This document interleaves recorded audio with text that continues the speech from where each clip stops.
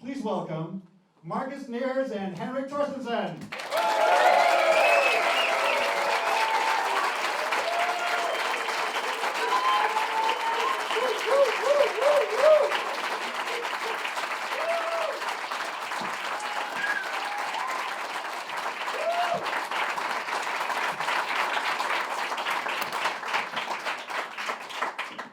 Welcome. You have to turn the mics on.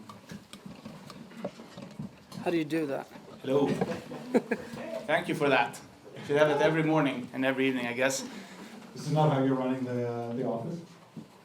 I think this is it's the inspiration same- for how to run the office. I think we have the same level of energy. Press and hold. Yes. There. A little louder. Hey, I think could you help out in the volume? Hello. Okay. Oh, Yeah. Okay, great. We were making a few jokes, before you arrived about the photos. Where did you find that photo? You know, it's a good question. I think one of our researchers, Oscar down there, managed to pull this out of the Wayback Machine. I think. That image is used internally against me. It's like 9 years ago when I wrote a book, Closer. and our developers use that for when they're like sliding deadlines or something, and they just like trust me, and then that picture comes up inside Slack. You still look credible on it, Henrik. Yes. Before we dive in, I was just thinking, it's January and past New Year, and of course Lifesum is related to health and aspirations. Any New Year resolution things you want to share, like things that is going well, some resolutions that you're living up to, or maybe something that you're failing on already? Personally, Yeah, of course. So I'm failing. Actually, I had very high aspirations to actually start reading like books a bit more consistently. I think that's a big fail so far.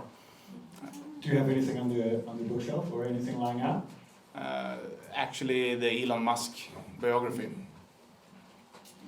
And did you open it? I'm probably 30 pages in. yeah, and I'm constantly failing. I think I have a very expensive gym card that I don't use because I travel. Since beginning of December, I've been to the US twice, and Korea and Germany. So the product, I think both me and Henrik are suffering for the arts and for people. I like it. We'll come back to that when we talk more about how things are going at Stockholm at the moment. Can you hear Marcus okay also, or how's the mic? Little low. So just put it a little closer to your ear. Yeah, or more volume. Turn the amplifier up to 11. That's where you're at all the time. Okay, I was thinking we could just start with, in plain English, what is Lifesum? What does Lifesum do, and what do you actually do there for a living, like day to day? Maybe, Henrik, you could start? So, Lifesum is the best way to kind of start living maybe 10-20% better by actually being more mindful about what you're eating, how much you're exercising, and related fields. We're available for all modern mobile technology, and we're basically available for everyone. And so my role and title is CEO, which means jack of all trades, basically. So it's everything from running the company on the things you don't really think about when you're starting out with a great product, to hiring, to figuring out where do we put the best people we have working on what things together with Marcus and the great team. Do you think Lifesum is something different, Marcus? Is that also your perspective on it? No, I think, but I think what needs to be clear also with what we're trying to do is we're not an app company. We're not an app developer. We are a modern digital health company that is actually trying to sort of change the world using everyday technology and making data accessible and interesting that drives people to behaving better, living better, and ultimately becoming more happy. And hopefully, in the end, if we succeed in making a product that is truly that great, it will have changed how the food industry works with sort of taking out processed food and changing how we consume things, and it will make insurance companies maybe a bit more profitable because lifestyle related diseases will go down, and it will ruin a lot of the business that is central for the pharmaceuticals industry. So that is sort of from general delusions of grandeur of what we're trying to do, I think drills down a bit to that. But I think it's key if you want to build a team that is truly passionate about creating something, that you bring it from actually only building a product or a feature or something like that to actually applying why are we here, why do we get up in the morning, and why do we stay 4 hours extra like our team is doing right now in our office. Very nice. Marcus, I'd love to chat a bit about like your background, where you're from. Maybe a nice segue from the grand ambitions. Tell us a bit about where you grew up, what your childhood was like, and what your parents and friends were up to. Where do we start? No, we Let's talked. start, yeah, just like geographical area. What was it like? What type of city was it? What were your parents into? Yeah, but I think going down, both of us are from fairly unknown crap cities, and I think that is one of the ways we hire people. Also, many people that work for Lifesum are from, like, we have 13 nationalities, and a lot of them are from different equivalents, and like German equivalent of my hometown, which is Västerås, which is like the Swedish version of New Jersey, basically. And growing up there, I was really into sort of popular culture and going and bought secondhand magazines, like the English and American ones, and dreaming about leaving, and did so as soon as I could, and sort of very, my dad worked for ABB, which is a huge power company, and like everyone in my city's dad did at the time. Right. And my mom's physical therapist, working a lot with pregnant women and 50-year-old men that have fallen on motorcycles. And what was childhood like? What type of what were you good at? What were you terrible at? I didn't really consider myself being good at anything except being like pretty good in school, until I think I got this prao thing at my city newspaper, and then they said I apparently wrote well, and they asked if I wanted to come in and write during free time, and I said yes, and then that sort of went on, and during like till I was like 15, having like sort of trauma that usually is, and like every 14-year-old you feel like you're alone and outside of everything, which I realize is probably not that unique. And then I started writing during high school and sort of formed an identity pretty much that was sort of interesting, and also that led me to getting to do military service as a journalist at Värnpliktsnytt, which opened up a lot of sort of new hopes and dreams, and went from there to Aftonbladet like everyone else, but dreamed of bigger things. And when is this in time? Like, how old are you then? it's 400 years ago. No, it's like the 90s, and the coolest thing you could do at the time was like work with popular culture, like nöje and music and stuff like that, at big newspapers. So if you weren't cool enough to get a job at ZTV, then at least there were other things to do. But I really wanted to do the more commercial. Second, the coolest thing was work with advertising. So I went to Barry's, and thought that would sort of be fantastic, but then .com crash came, so I went to Bergs and then worked a couple of years at advertising agencies, and it went really well, but then that didn't really count when everything else went to hell. So Was this during kind of the .com crash around? yeah, it was around the .com crash, and my girlfriend at the time broke up with me also, so massive identity crisis. So I moved away from Stockholm and started studying business, and then that led to moving to Eastern Europe, and I really actually wanted to go to New York or Hong Kong and study abroad, but my school didn't have any of that, and then I sort of was miserable, so I went like fuck it and moved to Russia. like normal people would do. How did that pan out for you? Yeah, panned out good in the end, but I hadn't really thought it through, and I didn't know the extent of people actually only speaking Russian in Russia, and the whole thing with the other alphabet that I realized fairly crassly when I arrived at the airport, and my note with the address written in English. What? But I got to where I was supposed to live and learned a lot. Also worked for a bank at like some kind of internship, and didn't realize what they actually did there, but realized that I shouldn't probably be doing it. And excuse me. Oh, it's ringing. All the time. And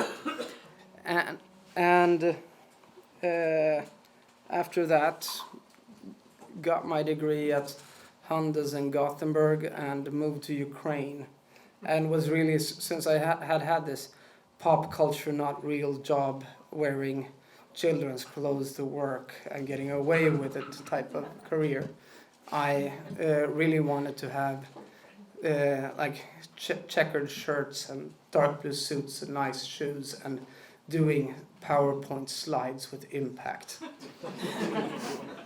But got lured back to Sweden. I had declined a job at a company called Lunarstorm because I wanted to wear a suit and stuff, and that was the wrong thing. But then I moved back to Sweden and joined, because they had bought this company called Bilddagboken, and I realized none of the founders had jobs before, and they wanted someone to come in and sort of help make money and central parts like that, and did that for company grew from like 300,000 uniques or something to 1.7 and being one of the biggest websites in Sweden, and very much like small team. And we got hacked and sort of were on. I did 60 interviews in 1 week, where we may or may not have lost like 700,000 email addresses. But it was a good learning. And until I got suckered into sort of doing something else by not lying person that can't be trusted, who's here with me today. Turned out pretty well anyway. Yeah, very well. But so maybe tell briefly about both how you came about to meet Henrik, who ultimately gave you this introduction, but maybe also talk a bit about how you met. How both of us met Henrik. Yeah, well, right. Well, how you met Henrik, and how you also eventually met Tove and Martin. I met Henrik and Tove and Martin pretty much at the same time. I think I met Henrik because of competence, somewhat. And very good recommendations from, I think he might have been against his contract, but Matthias at Blogglabin had a question. So I was at Stardoll at the time, and we needed a really good business development person, and asked around, and Marcus' name came up. And in retrospect, that first pitch meeting was probably lying on what would happen, but things turned out well anyway. Yeah, but pretty much like because of competence. With Tove and Martin, it's actually because my wife's best friend is is Martin's stepsister, And maybe, and I was the only one in their entire network that worked with digital. and some people here may be well familiar with Tove and Martin, but not everybody probably. So give us a bit of a talk about like where are they at and who are they actually in relation to Lifesum. Yeah, they're two of the founders. You can say like if you look at a company as the AB, they're the original founders, but I can explain a bit how it works. So I started working with them when the company it was called iShape first, and it was the second app all over in Sweden that was in the App Store, and they got sued because iShape was apparently something someone else thought was a good name and had registered it. And I started advising them on the side, and them coming up to Stardoll, and sort of we worked on how to create a business model company and all the sort of stuff we had gone through, and the freemium business model was which is what we had at Stardoll. So that seemed simple to start with, and turned out we have the business model that everyone else copies us in our industry now, but wasn't much analysis behind that. And how far was Tove and Martin at the time? Like what did they have at the time? They had some user traction. What type of thing did they have? What type of app did they have? It was a calorie counter, and it was taking pretty traditional sort of web use casing and putting it in the mobile phone, where because of accessibility and the intimacy of the iPhone made it superior to the previous use case. And I think we were working with that. Then I moved to the US because of Stardoll, and I called Henrik. Yeah, this was winter of 2012. So I was with Spotify in London at the time and moving back. And I think you said that you can be pretty useful in kind of early stage company with some advice, and I can't really give good advice 9 hours away, 9 time zones away, and probably 15 hours of flight. So you should go and meet with Tove and Martin, because they have something that's truly amazing going. And did you know about it at the time? Had you heard about it before? I hadn't heard about it. Might have checked out a little bit. Hadn't reflected it and had heard about it at the time. And they weren't really connected into investors or the startup ecosystem, which I think just goes to prove that build a good product, start to build a business model around it. All of this that we're doing tonight is awesome, and it's just a great honor to be here, but that's actually not what it's about. At its core, it's about figuring out what can help people, and they have done that, and walked in, and we continued talking, and you came back every other month, and we met for a few hours. We had some kind of business model in place, and then I think what made sort of us joining and sort of building the team a bit more realistic was when you came up with we should add recurring payments and changing it to a subscription model. Yeah, so which was already live on the web for Shape Up Club, but not on iPhone and Android, and you probably only have a few really good tricks in whatever line of work you're doing. And basically one of my tricks is like, if it's a membership, just make it renew automatically. That really changes the dynamics of everything. So basically the company had been doing really well. I think on like sales had gone like first year 500,000, then it's probably like 1 million, 3 million, and then we turned that on. Yeah, it was to 10 million. It's like, okay, this is going so well that it's obvious that you should take this money and invest in a much better product and build out something that's used not only in Sweden and Norway and Denmark and parts of Germany, but all across the world. And then it was, I think, we started having discussions like, what if we left our jobs and joined as co-founders and tried to create a real company out of this? And then both of us, I think, had our great dream was sort of becoming an entrepreneur for real. And yeah, And then we said, to hell with it, let's try. And So I mean, up until this point, this advice that you're giving Martin and Tove is really on the side. You leave and Henrik continues to give some advice on the side. we're both on the side still, but Yeah. So it's probably Christmas 2012 when we start. They really asked the question like, I think it was earlier December. yeah, So I signed on December. yeah, and kind of So 3 years ago, so Yeah, still fairly recent. very recent. feels like a lifetime. Sounds like you're both really working hard. Henrik, maybe we could switch over and just give us all a sense of where you're from, like what type of a background, and it sounds like you're from a similar city, but I'm not too familiar I with think Swedish geography. Marcus is from a big city compared to where I'm from. I'm from Motala.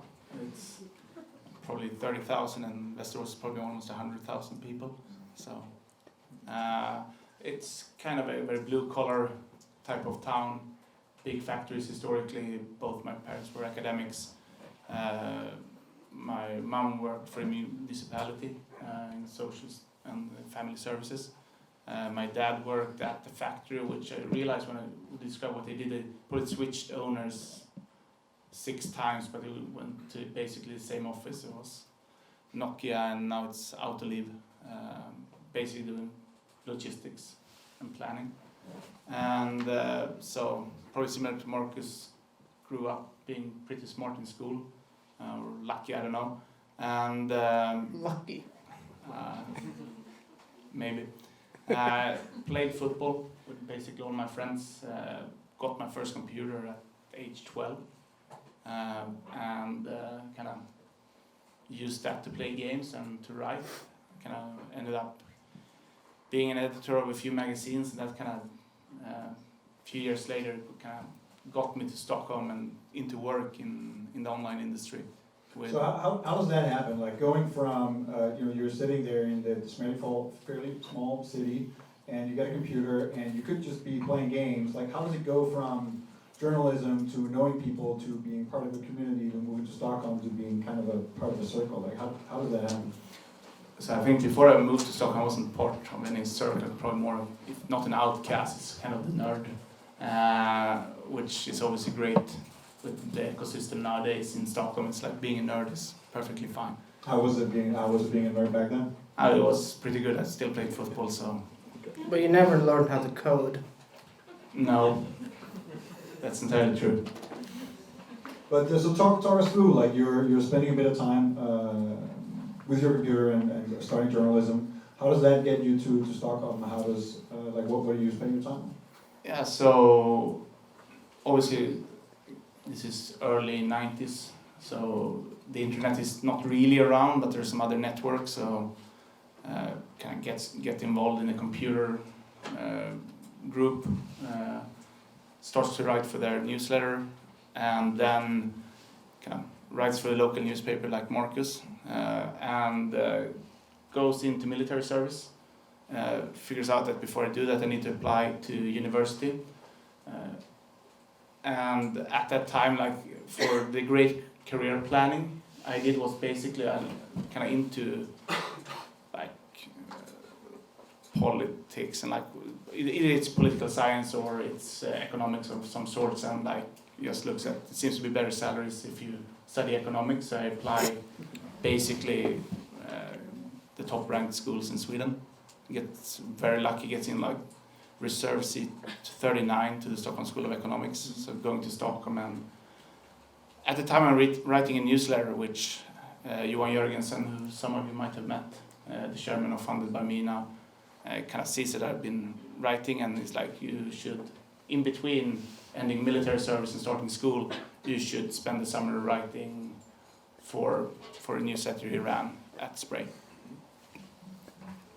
That's a great intro. That sounds like, obviously you're already, before you know it, getting connected to the people who are kind of end up running things. So maybe talk us through, like, what are the eventualities or serendipity type things that happens in terms of both what you study, what you work with, and like the people that you meet over the next, 5-10 years? so short version at least. So kind of gets into spray, which was very cool at the time. Starts out as an editor of a gaming site, and this is 98.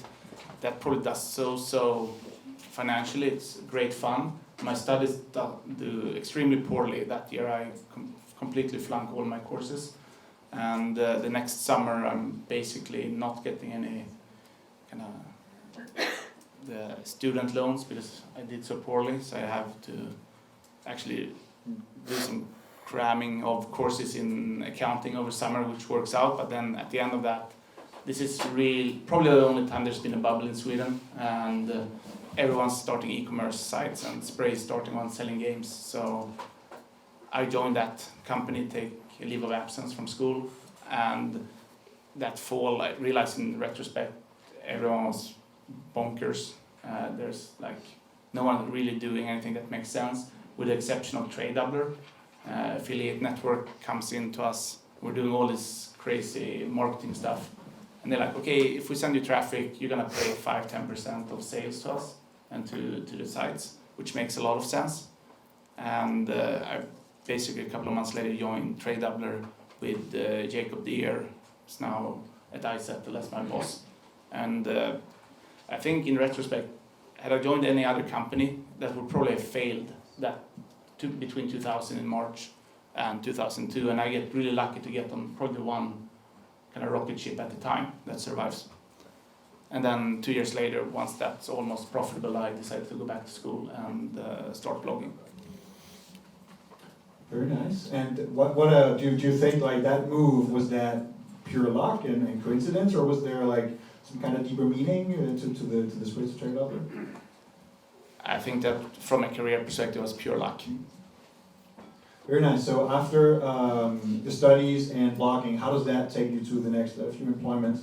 And then kind of talk us through like how that leads up to eventually getting the call from, well, actually, I guess making the call to try to convince Marcus. But. Sure. So there was probably a memo that said leave the internet in 2001. I didn't get it. So I just stayed on working and helping out. And I got to know Mattias Miksha as an acquaintance. And who's that? He, at the time, I think he was the boss of ZTV, so I think Marcus would have liked to work for him at that time. Yeah, that's when he was cool. Exactly. But then he had done E-Trade. He peaked. Yeah. Then he did E-Trade together with a bunch of other people. And then he ran a Netflix when they were doing DVDs clone called Boxman. And he had just sold his shares and joined a company that was called Paperdoll Heaven, that had got some money from Index Ventures in London. And basically gave me a call and said, like, we're moving the operations from Helsinki to Stockholm. We're building an entirely new team. And do you want to join as a BD manager? What's that?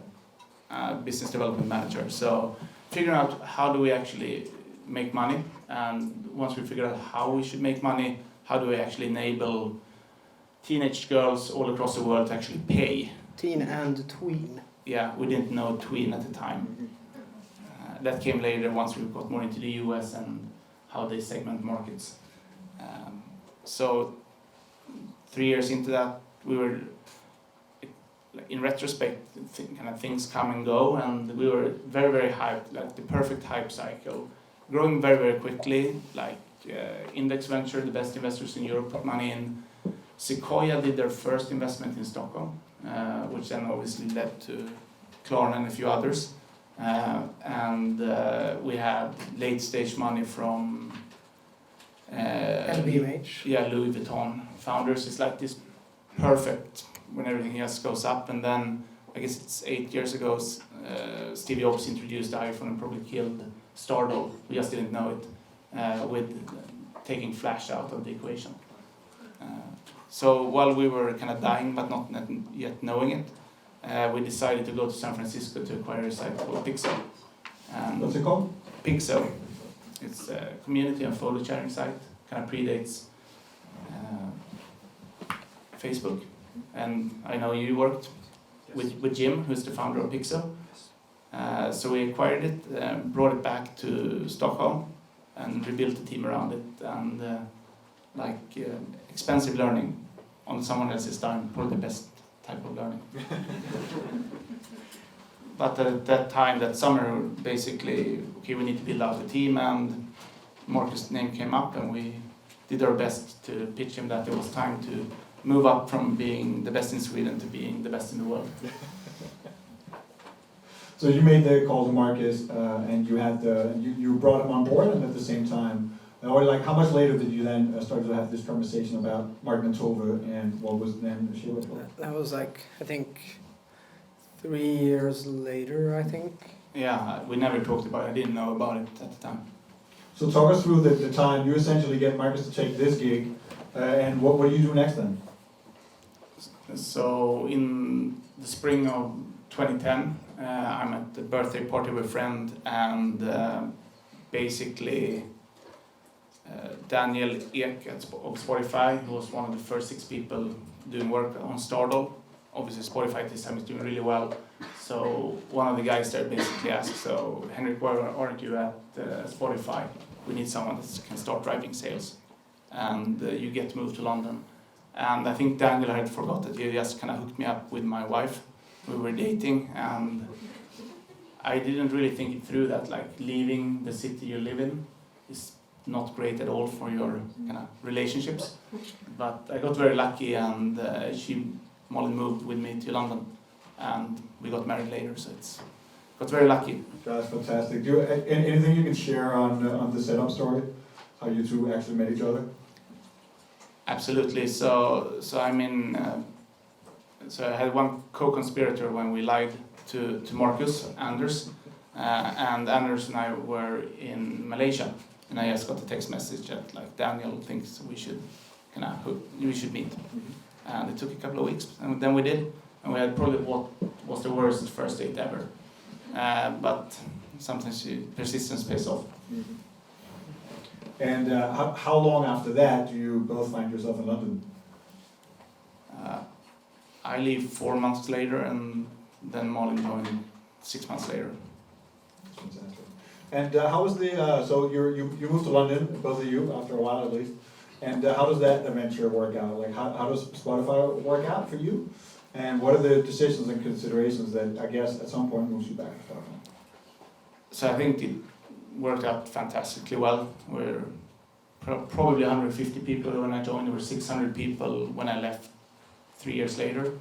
And at the time, Spotify had set up for tax reasons sales out of London. And 2 years later, 1.5 years later, when Spotify goes into the US, they basically decide that for very, very good reasons that there should be 2 hubs, Stockholm and New York, and London got slightly less engineering and kind of central functions at the time. Decided to move back to Stockholm. So you're moving back to Stockholm. How does this then relate back to these conversations we were talking about with Stockholm? Yeah. So basically, the second day I come back, Marcus probably emails or calls me, I don't recall, say you need to go and meet with Tove and Martin. And I do. And here we are. And how much later do you start to get these more serious discussions about whether to go all in? I think it was after we introduced recurring payments and see like that this could actually be a pretty good business, and seeing like how Stardoll, we had missed social gaming. I was pretty happy in the States, and we had missed mobile, and I ran user acquisition and BD, and felt like when the only thing you can say when you pitch someone is that you're really, really big, then you're in trouble. And I think that's at the time you and me started warming to the thought, and then so it was pretty obvious that I would raise money and kind of go and build a great company regardless. So it's as much work as it is kind of coming in early. It's that much fun. So we talked for quite a while. We probably spent 6-7 months meeting at least once every month, looking at what's the development, how are things going, is it time to raise capital, what should we be doing at early December. If it was Martin or Tove basically asked us that if you want to join, kind of and actually do all that work, recruiting a team, raising capital, improving the product, and that just made a lot of sense at the time. That's great. I'd love to talk a bit about your thoughts and reflections on how you take a company that has a decent or even good core proposition, is successful. Like, how do you scale that and mature that? And maybe you could, both at this point, talk a bit about like what are the good things and the bad things in that first year. But I think like that's the question you should ask any company every year, and I think that's the question good companies ask themselves all the time, because it's not like now we're done, so now we just sit here and watch the money come in. I think when companies start going to hell is when you sort of start believing that you've succeeded and you're there. You need to always position yourselves as sort of an underdog that needs to sort of revolutionize yourself all the time. And I think the struggles are pretty much the same at that stage as it is at later stages. Is like always improve, get better people, and I think it's for us, we have this, having been through a couple of sort of rough patches, you realize that our first order of business is probably not to die, and I think a startup always needs to sort of try not to be a startup. And when you think back on that first year or those early days, is there any rough patches that comes to mind? Any things that you feel that was particularly challenging? Sure. So when we started in May 2013, we started this project to actually rewrite a lot of stuff, move it from Microsoft architecture to open source, to rewrite the clients on the mobile side, and also change the design, which obviously, like, you do 3 changes at a time, you realize there's going to be something that goes wrong. But obviously we'd done this before, so we're like, well, let's test this before we release it. So we tested it in New Zealand. There were some bugs. And what had we learned also from the times we tried it before? It rarely works. And people are really upset if they've been using your product, regardless if it's great or not in terms of UX and how it works. Just changing what someone needs to do every day will make them very upset, at least a very vocal minority. Especially if it's a product people like to use, like I did. We redesigned Bilddagboken and we got 40,000 hate emails, and I got hate SMSs sent to my phone for ruining things. But it's a bit like me coming home to your apartment, just rearranging everything, because I have a better idea of how your life should be than you have yourself. So we rearranged, without telling you before. Yeah, so we rearranged everything, introduced a couple of new bugs, and had a really shitty November. And that under-communicated it also. And we were featured by Apple in the UK like 5 days into that, when everything was pretty broken. That was, like, in retrospect, pretty bad. Our first ever feature that we had worked really hard on getting, and we threw it all away. And I mean, I guess it's obvious how it felt at the time. I'm sure it was terrible, but like, how did you convince yourself to keep going, or like keep the spirits high, or convince people they were still worth fighting for? I think that was pretty easy, or that was at least no doubt in our minds. Like, building something is, you celebrate maybe every month once, and you fight the fight every day, because there's always things to fix or things that's broken. I think that's, so you need to have the mentality that, like, I like the name of this, like, the grind, because it's a lot of just work on the details, and just something is wrong, yes, something is broken, and then fix it and just keep on going. Yeah, I think, like, for both of us, what we sort of lack in talent, we compensate with persistence and drive. No, but it's like, you have to survive and you have to do it. I think that's what a lot of you probably know. It's not like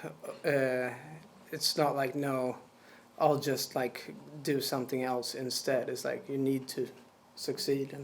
But we also follow that up with the only project that's been exactly according to plan. In my life.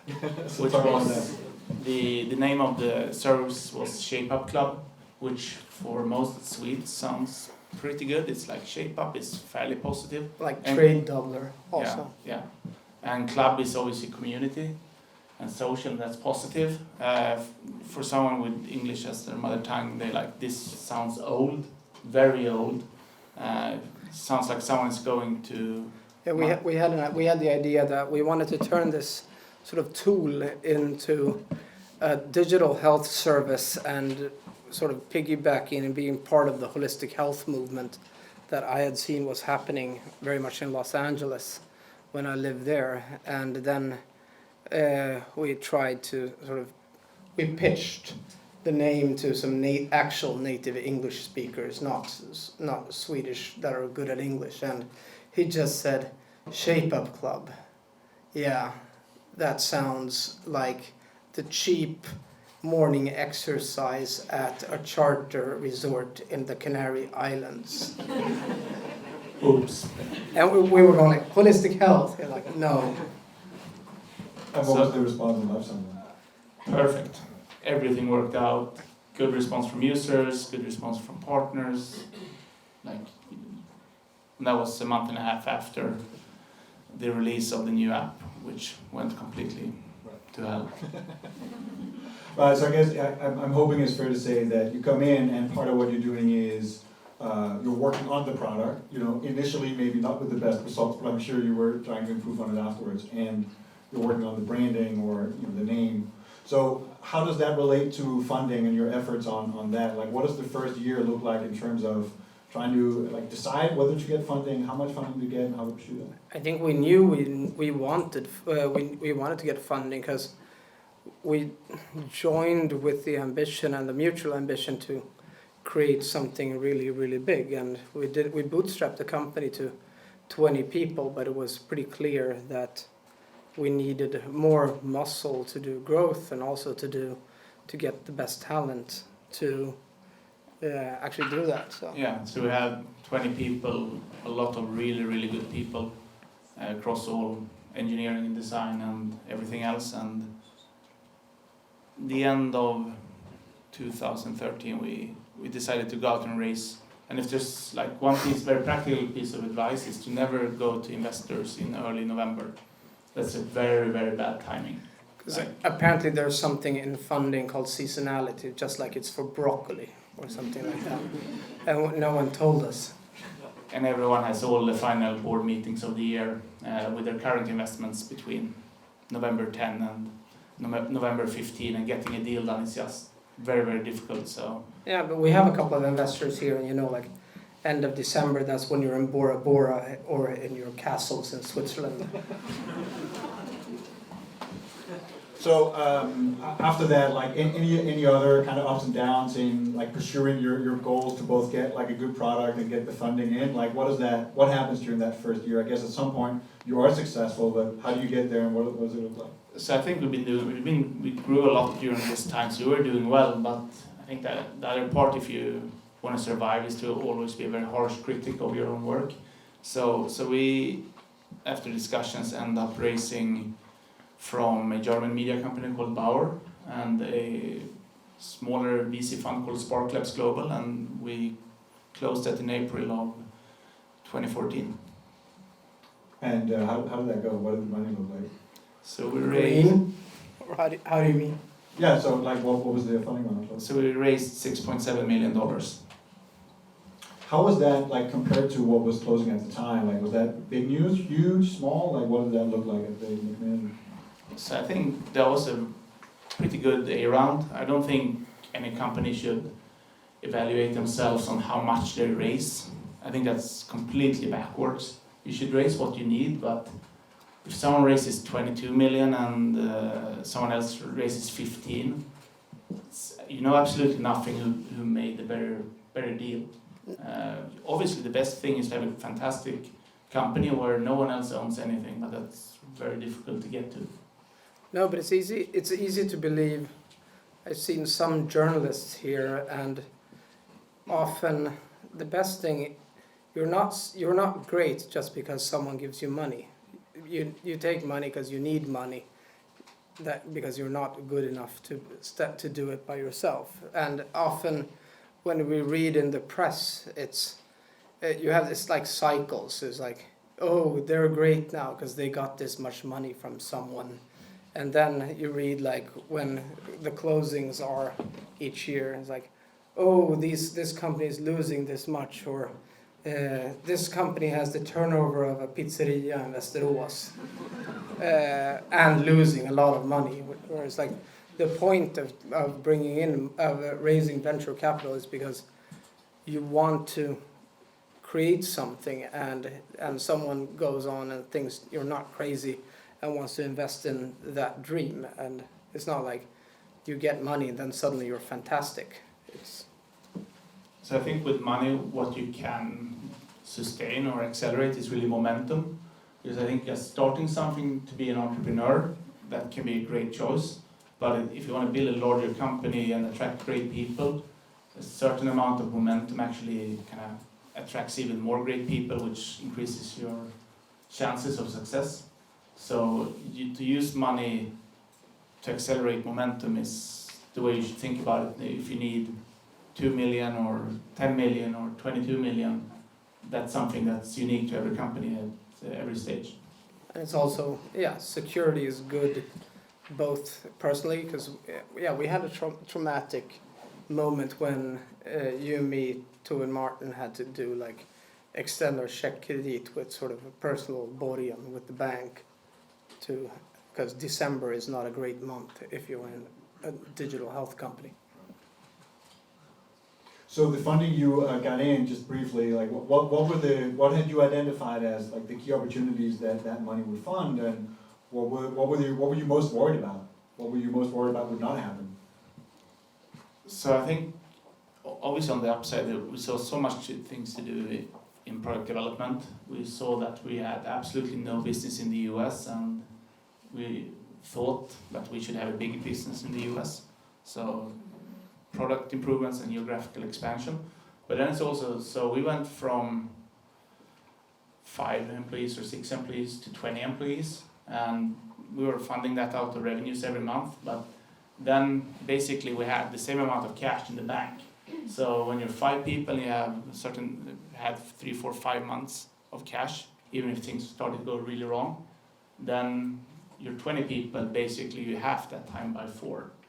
So that was actually one concern, that we got great people to join, and when you're in a startup, unexpected things happen, and we tried to figure out what would be the worst case if something happened. And obviously, like, what happens if we can't take payments on the App Store or Google Play for a month? We don't want people to get that, we have to lay people off, or that something else would happen, that people which we looked in the eye and said, you should join this because it's going to be a great company, and they have mortgages and all of that. So we thought that some of the money for security, we didn't tell our investors that. It's very counterintuitive to tell investors that you're just going to put it in the bank on not negative interest, but 0 interest at least. Let's talk a bit about ups and downs. You've already talked about like some of the surprises, but in your mind, when you think back of the journey of Lifesum, which I think in general now stands out as, you know, beautiful trajectory, you know, a success story with more to come. When you think back, like what for each of you, what do you feel was like the worst day of that journey? It'd be great if you could share a bit of that. The day everything almost broke. Yeah, I think we have the same dates. It's 1 year and 1 week or something ago.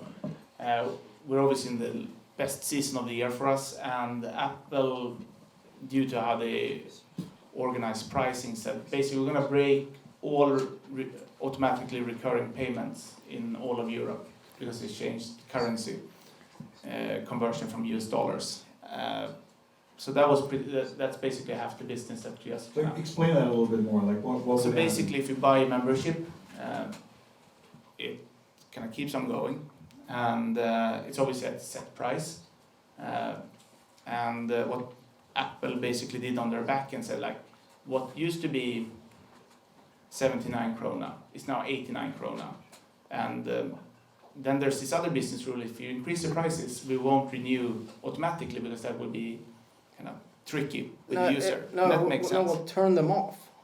Yeah, so they turn them off because they don't want to just increase prices.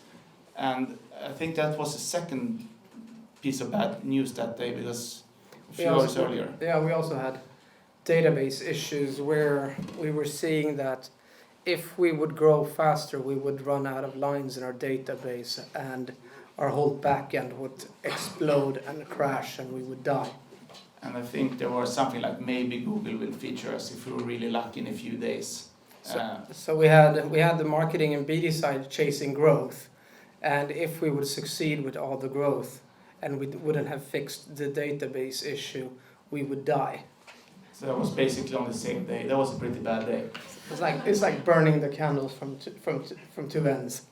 What does that mean from like a day in the life of, like, is it just everybody running around? Is it working really hard? Is it shouting at each other? Is it like an odd silence? Like, what does that look like? No, so we got everyone that could affect it into a room. So we actually saved, by some black magic, 95% of the membership renewals.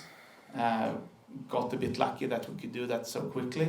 And on the database, basically, really good ops guy, really good engineers. So they started working. We called some friends at Stardoll and other places where we worked that had worked with these types of issues. And we got hold of people at Amazon. So you just kind of continue working. And we have maybe 10 days, plus minus a Google feature to fix it. Is that the worst for you both? Yeah, it was pretty close to death. Yeah. So. Maybe talk through like as a counterweight, like what do you recall something that would stand out as like the happiest or like the most exciting in the Lifesum journey? I think in general, sort of, it's a bit sort of mano-depressive reality where you go from, like, especially in the beginning, you go from the highest highs to the lowest lows. And I think the happiest times were probably like we were, when securing funding was really good because you and me worked on that like crazy. Absolutely. And I think that goes for a lot of good things and bad things. They play out over time. So like identifying one day or one specific moment is pretty tricky. the feature at the Apple keynote also. Yeah, that was November 2 years ago. I was walking home and suddenly like my phone starts to beep with text message like, guys, on the Apple keynote, they just highlighted you for your integration with health. And like the servers went crazy and the engineers and ops people in the office went crazy, and I think everyone went crazy in a very good way. They did chest bumps. And they never do chest bumps. No, but it was also sort of groundbreaking for us because we had like typical Swedish confidence, like, oh, we're not ready for the US yet. Yeah, everyone else is so good because in America they're just better at everything. And then when the world's most valuable company highlights you at their main gig where they tell the world about their products and sort of how the world is changing, and they highlight us as one of 3 companies that are doing something really well, then we thought like maybe we are okay. And then that played into us being one of the launch partners for the Apple Watch, one of 40. And sort of re-gearing internally that US is the market and everything else is less important than the US, and American people are worth more than any other people. But then there are lots of stuff. I think every time we get someone to sign and decide to join Lifesum, that's just, I think we're 40 people now, and like every time someone says, okay, I can be anywhere in the world, I can go and work for any company in Stockholm if you have the talent, the designers and engineers get very well paid, and they decide to leave good jobs, kind of move from Costa Rica or Ecuador or Argentina or Rome and say that actually Lifesum is the place to be. I think that's just maybe not as obvious or like that one time, that one person, but I think that's just amazing. I think that's the most fun, is not the external validators, but actually like going to work and seeing how all these great things are happening inside the company without like you or me being any part of it.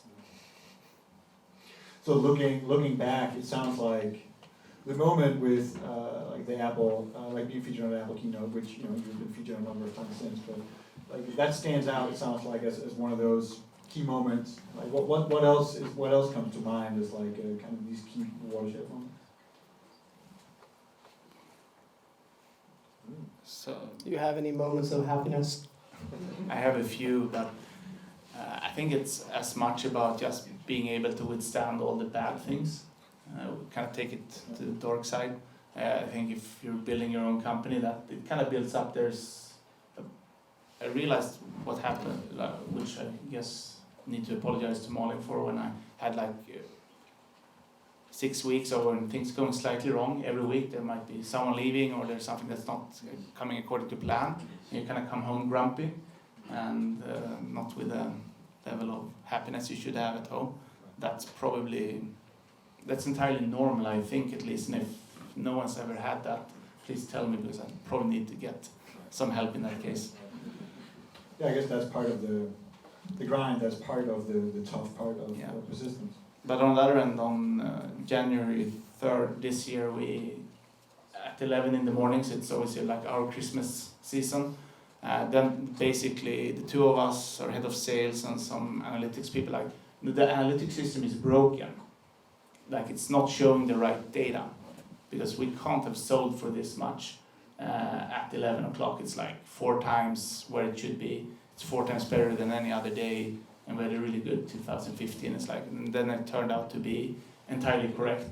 Yeah, we had worked. I think it's like the nice thing is when you put a lot of work into something and you put a lot of work into a lot of things and you fail with, I think, most of the things. But for us, we had said, let's make January great, and we've never experienced a January where we're a contender in the US market. So let's go for gold. And I think like the entire company, we focused on having the best product, having the best marketing setup, having the best sort of setups with our partners for January. We started out with that in August, and seeing the January 4th number, or the numbers for January 3rd, I think was like massive relief. We're going to take some questions in a moment before we break. But just before that, so you maybe have a quick think about a couple of questions that you may have in mind. Before that, you briefly already, Marcus, talked about the grand vision, where this is going in terms of ambition level and how this can affect and change the world. What are the challenges like over the next few years? Like, what are you working on now? What is the biggest risks? What are the biggest opportunities?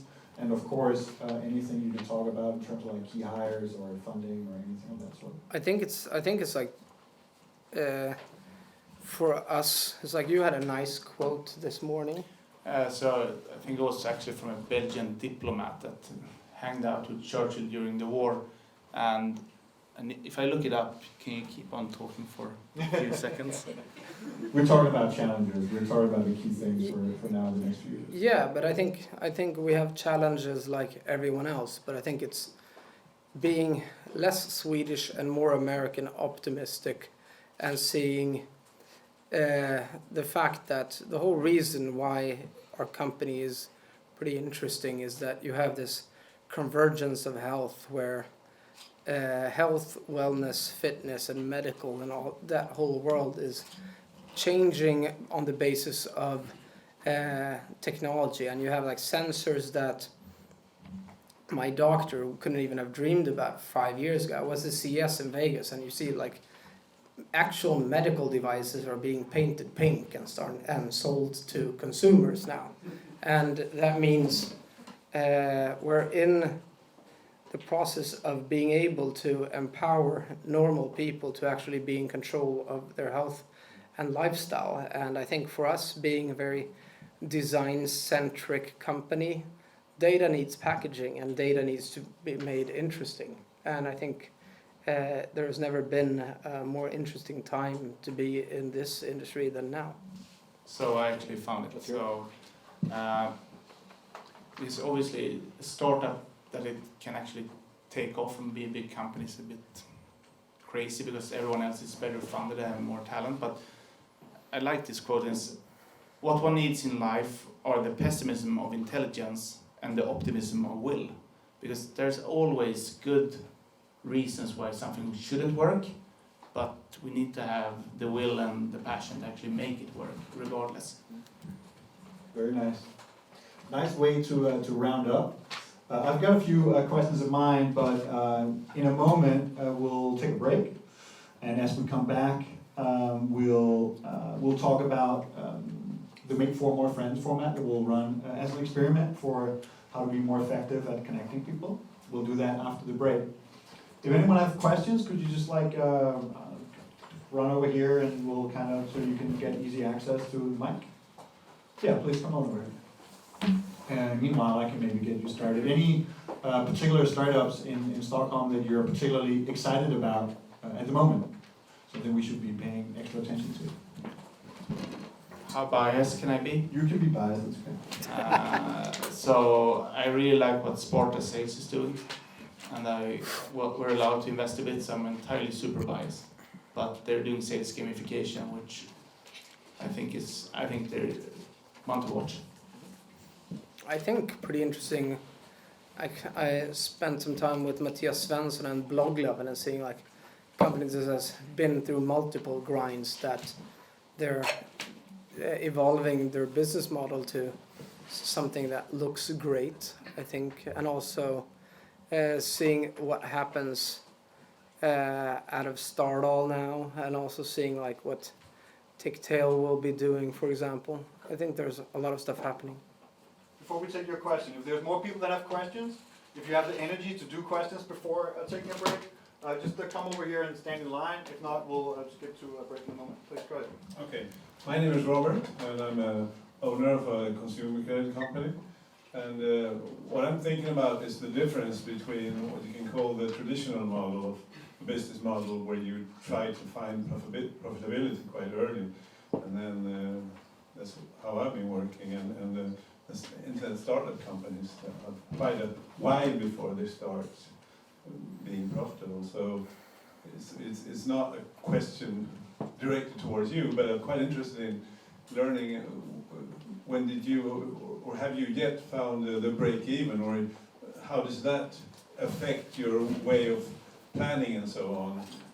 Meaning that you have if you want to be have this momentum and force, you need to invest a lot of money, like you said. And what I'm thinking about is how can you judge your success? It's not in terms of profits from the moment on. You need to project it a few years ahead, and then you have to add other measurements. So it's not quite a clear-cut question, but no, but it's. I think it's pretty clear-cut, but it's also looking at what's the point, and it's making something that's valuable, and something that is valuable makes money at the end, but then it's also that is durable for the future. Just look at, for example, the media industry, glossy magazine business that is profitable. Do you see that is sustainable for the future and therefore valuable? So I think obviously Lifesum was profitable for the first 5.5 years of existence, and we saw that it was working. I think on the basis of unhumane living conditions, yes. I think it was probably sustainable regardless and profitable. Maybe not for Martin and Tove in the first 3 years. I weren't there at the time, so.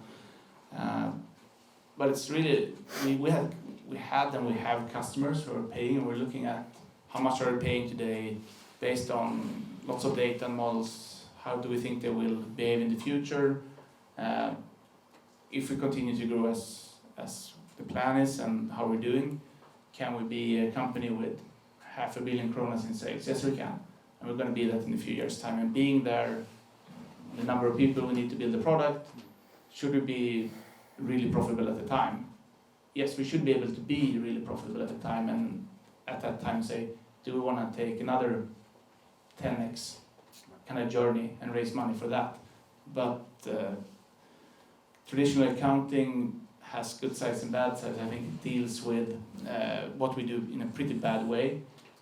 Basically, everything we do is basically salary and marketing and some office costs, if you just look at it from a traditional point of view.